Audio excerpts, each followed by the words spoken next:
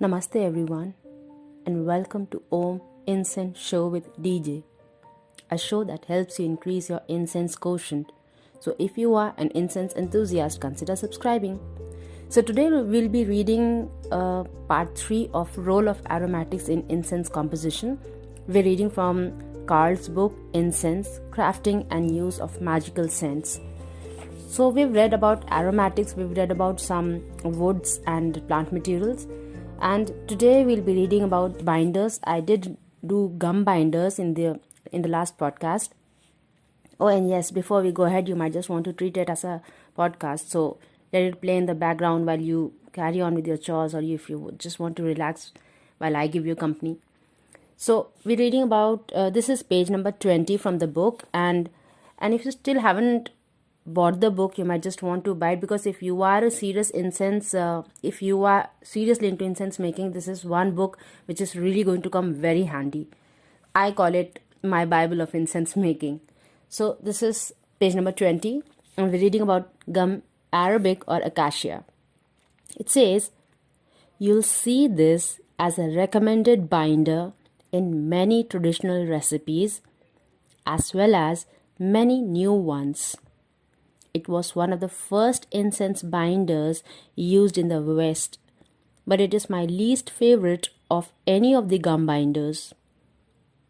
It used to be a little easier to find than many of the other binders, but this is no longer the case. Several of the gum binders are now readily available. But for the sake of history, I'll talk briefly about gum arabic. Gum arabic or gum acacia is a white powder, sometimes with a mild minty smell. When mixed with water, it forms a glue. It is often used to thicken sauces and soda. Although I know that much of the publicly available information on incense making uses gum arabic as a binder, I truly can't recommend it. In general, it's tough to work with and I don't recommend it for beginning incense makers. As an incense binder, it will hold your incense together, but it has some significant drawbacks. First, it's very sticky. That makes it hard to handle since it tends to stick to your hands and your tools. It can also crystallize on the surface of your incense and in extreme cases flake off. Incense made with gum arabic tends to break easily. It isn't well suited for molding or extruding. If you find a recipe that calls for gum arabic, I recommend you replace it with one of the other binders listed in this book, although I would significantly reduce the amount of binder by 50% or more. Gum tragacanth. Gum tragacanth is used in the food industry to thicken soups and gravy. It's also used to make pills and icing for baked goods. A great deal of the colorful icing you see in the bakery is sugar, water, and gum tragacanth. It's also an excellent binder for incense. It is a light tan to cream-colored powder. It has a very mild scent that is reminiscent of sweet-ended flour. It is strong and pliable.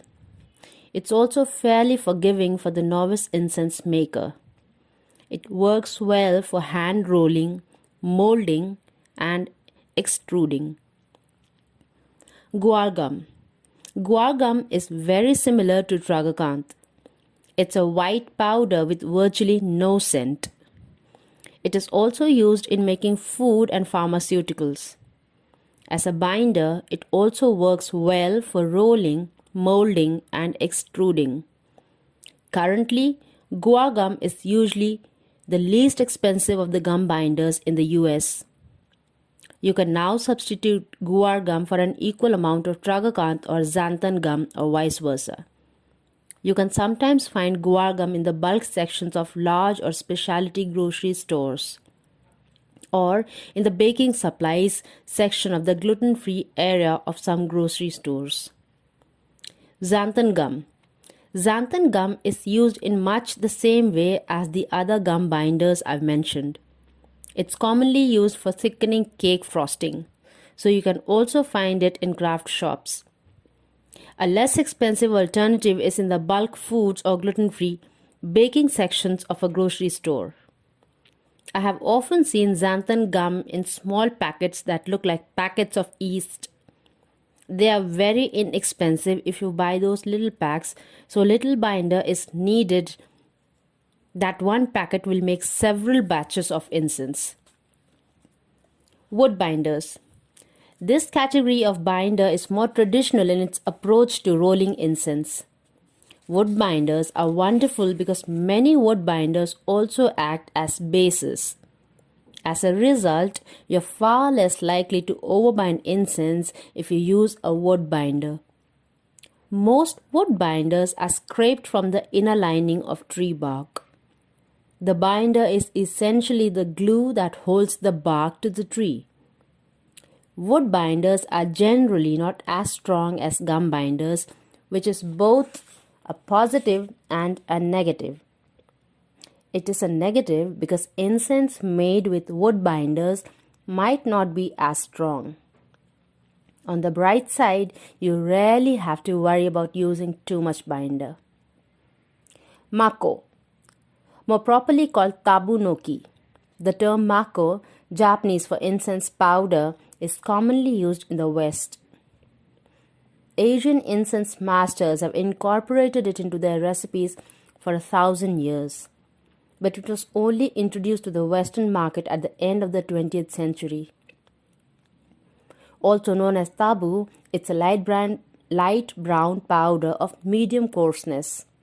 It is the bark of a tree, Maculus thunbergii, and it's simply an amazing material. It not only has very little scent of its own, it also has a wonderful capacity to absorb the scents around it. When mixed with your aromatics, it easily takes on their scent. Due to this characteristic, it's important to keep your mako in a sealed container and away from aromatics. It isn't perfectly suited for molding, although it can work when mixed specifically for that purpose. It is excellent for extruding. Some people call tabunoki a burning agent because it so greatly improves the burning properties of any blend. You can use it in place of other bases or use it in addition to other base materials if you wish. You'll find that its wonderful properties will make it worth seeking out.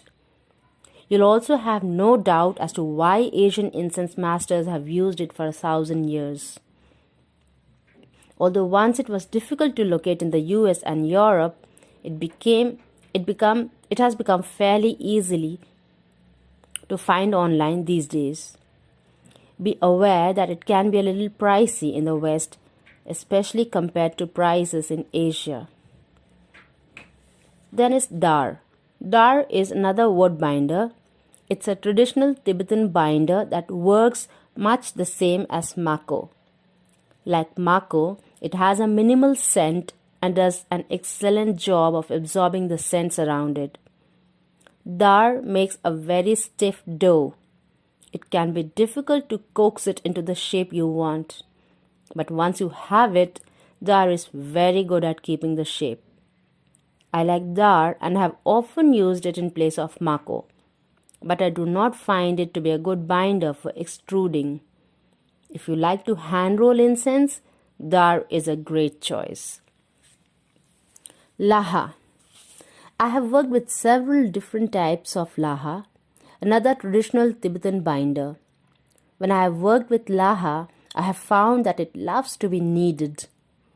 I tend to knead laha incense a lot more than most other types, in part because it's fairly sticky and kneading seems to reduce that stickiness somewhat. Laha makes very smooth dough that is nice to handle, but it does not do well with hand rolling.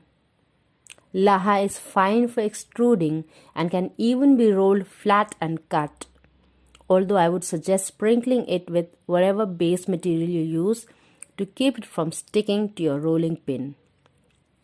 White ash. You can't imagine how surprised I was to discover that white ash bark makes a nice binder. In fact, I tried it purely on a whim. I had just discovered a different, quite unexpected binder, the next one I'll talk about, and was so excited.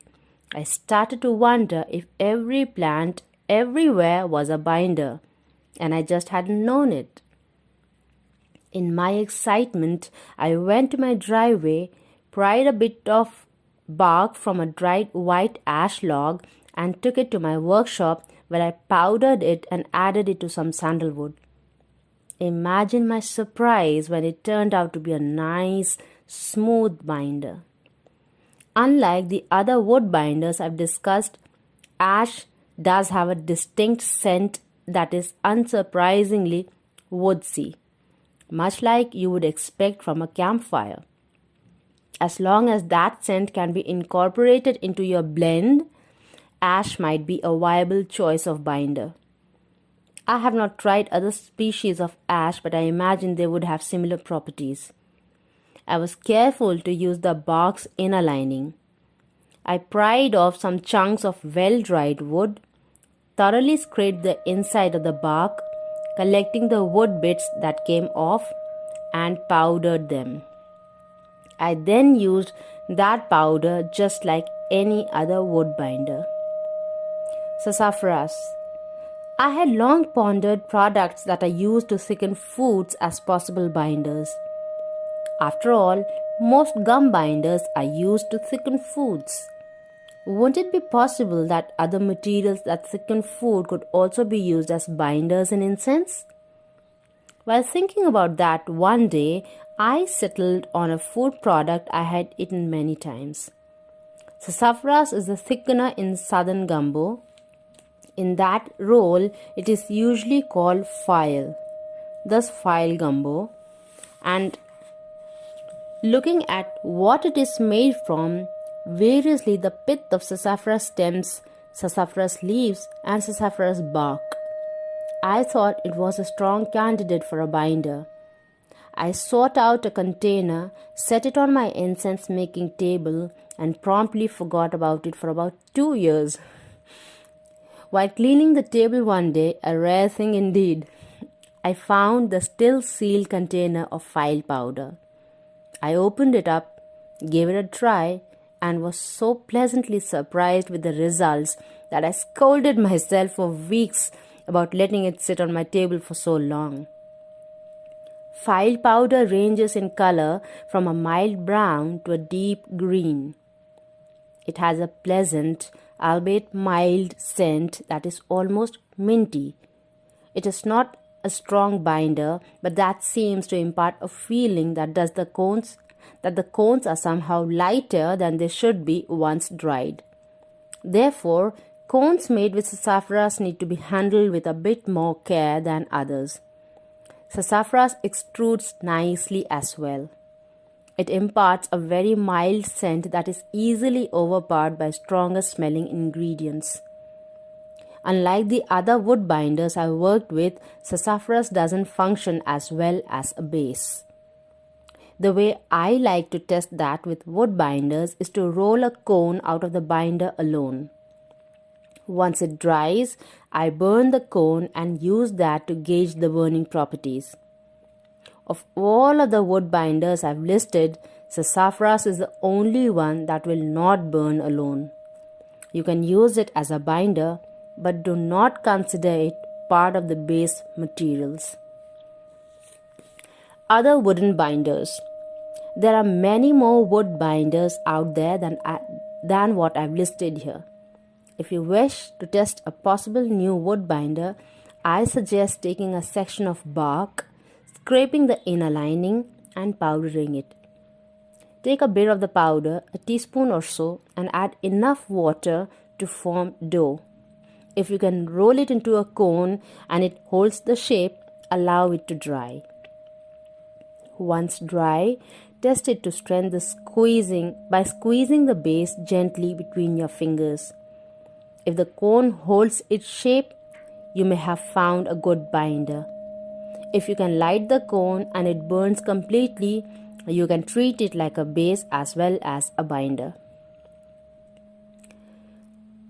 Then he goes on to talk about pellet binders. So we have these pellets, incense pellets, and he's talking about the binders for those pellets. Incense pellets use a completely different kind of binder. With this style of incense, binders are, in my experience, always aromatics as well.